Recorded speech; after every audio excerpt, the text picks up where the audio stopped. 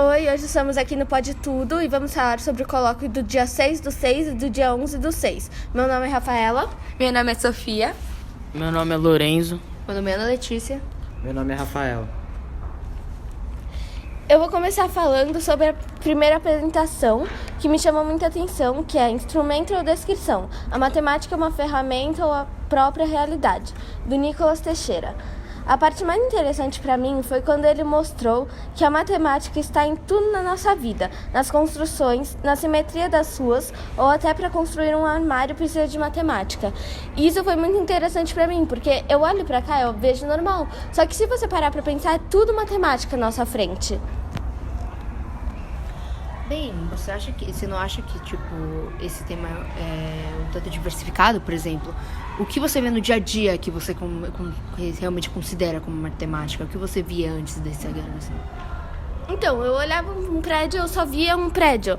Mas agora, depois dessa apresentação, eu olho um prédio, eu penso em toda a matemática que foi precisa para conseguir deixar o prédio em pé e forte e sustentável para aguentar bastante peso e pessoas. O tema que eu vi foi da Giovanna Martinez e fala sobre a camada de ozônio. Quanto mais a gente destrói ela, usando nossos carros, comprando novas coisas, e cada vez que a gente faz isso, mais a gente prejudica e mata o próprio ser humano, porque daqui a 60 anos a camada de ozônio não vai estar mais aqui. E assim, toda vez que a gente usa um carro que é para 5 pessoas e a gente só usa para uma, ou seja, a gente está poluindo como se a gente estivesse em 6, só que a gente só está em uma. Rafael, o que vai acontecer daqui a uns anos se continuar assim? Daqui a 60 anos, a camada de ozônio não estará mais presente em alguns países, como o Brasil, e isso pode ser um risco muito grande, porque pode ter secas em rios e ter câncer de pele para algumas pessoas. Bem, afinal, você acha que tem outras formas também de poluir ou é somente os carros? Quando você, por exemplo, compra um iPhone, para ele é feito numa fábrica, e isso polui também o meio ambiente. Interessante. Então, de certa forma, quase tudo que é meio tecnológico acaba poluindo. Não só tecnológico, como móveis, roupas, tudo isso vem de indústrias. E essas indústrias, muitas delas não têm filtro. Então, os objetos diários, você quis dizer? Sim, os objetos diários. Mas, por exemplo, uma geladeira, coisa assim, também influenciaria nessas coisas, caso fosse descartada? Sim, porque muitas pessoas elas não esperam o uso do produto. Ou seja, você compra uma geladeira, você vai comprar uma nova, sendo que a sua já está funcionando. E aquela sua geladeira vai para o lixo e outras vão ser produzidas. Ou seja, você vai estar poluindo por nada. Eu vou falar hoje sobre o Black Hole, que o Marcos Rocha fez a apresentação. Bem, ele falou basicamente sobre o conceito da física e como mais ou menos ela funciona. E eu achei bem interessante como ele começou falando que a física funciona da mesma forma em todas as partes do universo. Tipo, mesmo que você esteja em um universo completamente diferente do que a gente está hoje em dia, ainda vai ter o mesmo conceito. E o que mostra que o universo é um tanto interligado. Outra coisa que me chamou muita atenção foi o fato da velocidade da luz.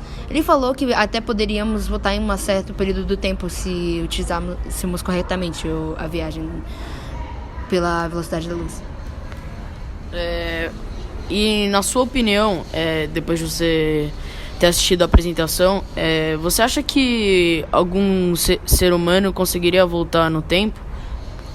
Bem, pelo fato do corpo físico do ser humano não ser apropriado para tal velocidade, provavelmente o ser humano não conseguiria, porque iria morrer no processo de tentar chegar a esse ponto. Bem, eu acho que talvez no futuro eu consiga criar algum tipo de máquina, mas não é o caso de agora. A minha apresentação foi sobre a tecnologia e a medicina, da medicina familiar até a medicina da telemedicina. E a medicina familiar é a relação com o médico junto, que é muito presente e é importante para o tratamento e diagnóstico. E a telemedicina é um tema muito polêmico, que tem regras de utilização, que é utilizado máquinas e tecnológicas sem sem consulta presente do médico. Por exemplo, cirurgias, consultas, troca de informações entre hospitais e médicos. Antes de você ter assistido essa apresentação, você tinha essa opinião ou você achava que era diferente?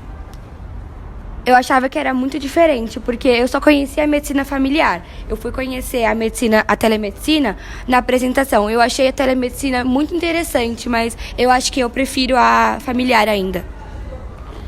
E por que você prefere a medicina familiar? Porque tem um contato com o médico, você pode falar sobre o diagnóstico. Se fosse com a telemedicina, o médico não consegue te tocar, te examinar. Mas a familiar ele consegue te examinar e descobrir seu diagnóstico. Entendi. Agora vamos para o segundo dia de colóquio. O Rafael vai falar um pouco mais sobre o tema. Eu gostaria de falar do tema sobre imigração. Hoje ser imigrante não é fácil para nenhuma das pessoas. As pessoas podem ser imigrantes por vários motivos, por perseguições religiosas, por políticos, por várias outras coisas. Mas hoje você ir para outro país, você sofre muito preconceito e acaba não arranjando trabalhos por ser um imigrante. E acaba tendo que aceitar fazer por menos e acaba tirando o trabalho das pessoas que estão de lá. Você sabe citar algum desses países que acaba acontecendo esses preconceitos em relação à migração? Sim, temos a Venezuela e a Síria, que muitas pessoas saem para ir para vários lugares do mundo e acabam tirando o emprego das pessoas sem querer, porque elas aceitam fazer por menos. Isso acaba não sendo ruim para elas como para as pessoas também, mas eu acho que nós, como brasileiros, a maioria tendo descendências de outros países, devemos aceitar mais os imigrantes que vêm de outros lugares. Depois dessa apresentação, você sabia que acontecia tanto esse preconceito ou você achava que era menor esse preconceito? O que você acha em relação?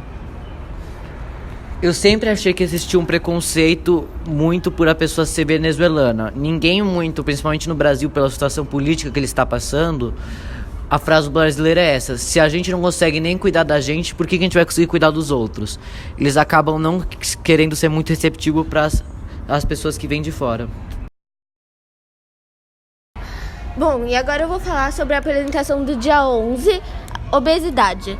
Consumo e dieta no capitalismo contemporâneo, do Ricardo Juste. Ele falou que agora, com a tecnologia avançando drasticamente, as pessoas estão deixando de fazer suas atividades que faziam normalmente, como correr, andar de bicicleta, fazer ginástica.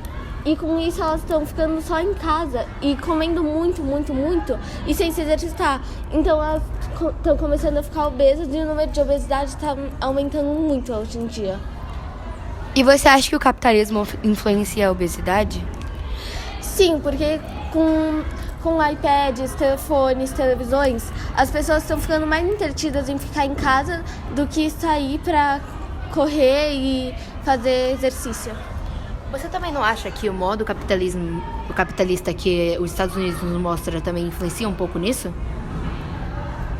Influencia, porque se você parar para pensar, nos Estados Unidos tem muito mais gente obesa do que aqui. Só que aqui está começando a ganhar força a obesidade, porque as pessoas estão começando a usar mais tecnologia e muito isso. Isso tem a ver porque os Estados Unidos acaba influenciando o Brasil com essa tecnologia mais avançada que vai chegando para o Brasil, e os adolescentes ou até adultos mesmo vão olhando o pessoal nos Estados Unidos e vai acabando se baseando neles. Sim, os Estados Unidos acabam mandando muita tecnologia deles para cá, o que acaba deixando as pessoas... eu não sei a palavra, mas tipo, as pessoas ficam encantadas assim e elas só querem ficar na tecnologia. O que o menino falou, ele falou que tipo, várias crianças estão começando a ficar obesas e isso é muito ruim para a saúde delas. Você acha que a culinária americana, como Starbucks, McDonald's, Burger King, estão trazendo a obesidade para outros países? Se a pessoa consumir muito esse alimento em exagero, isso pode trazer sim uma obesidade. Tipo, todo dia ela comer McDonald's, isso traz obesidade.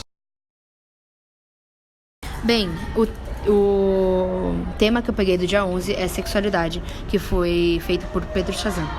Ele basicamente falou sobre várias perspectivas, entre outras coisas do tipo que vemos na sociedade sobre a sexualidade. Basicamente sobre preconceito e como descobrimos que temos uma atração pela pessoa do mesmo gênero ou um tema diferente, sem ser a própria heterossexualidade. Ele também falou que existem vários gêneros, mais ou menos 120, se eu não me engano, que meio que muda a perspectiva que temos do padrão, que seria uma pessoa hétera, bonita, que nasce com um gênero e acaba escolhendo por ele. Eu acho que ele acabou esquecendo de vários temas, como por exemplo a atração romântica que tem no dia a dia. E também sobre o preconceito que existe das pessoas que vêm, principalmente as pessoas mais velhas, que vêm o padrão que existe. Você acha que acaba tendo um certo preconceito com essas diferenças entre os seres humanos e você acha que isso está crescendo ou diminuindo cada vez mais? Mesmo que esteja muito menor do que antes, porque as pessoas começam a ver um pouco as perspectivas diferentes da sociedade, creio que ainda está crescente.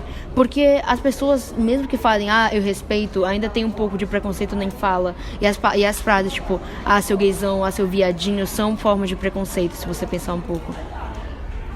Eu vou falar das as marcas do eu, subjetividade e constituição do eu, da Lara Simões. Falou sobre a psicoanálise, que é um assunto que eu não sabia nada e é um tema muito interessante. Ela fala do que a pessoa pensa sobre si na fase de bebê, criança até a adolescência.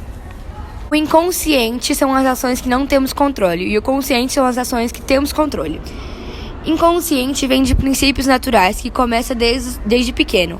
Basicamente, é a teoria da alma sobre a busca da personalidade durante a infância. Basicamente, o inconsciente é influenciado pelos seus gostos pessoais, fazendo assim uma descrição sobre suas escolhas, fetiches, entre outros. A psicologia da criança se caracteriza com o seu crescimento. Obrigado por assistirem!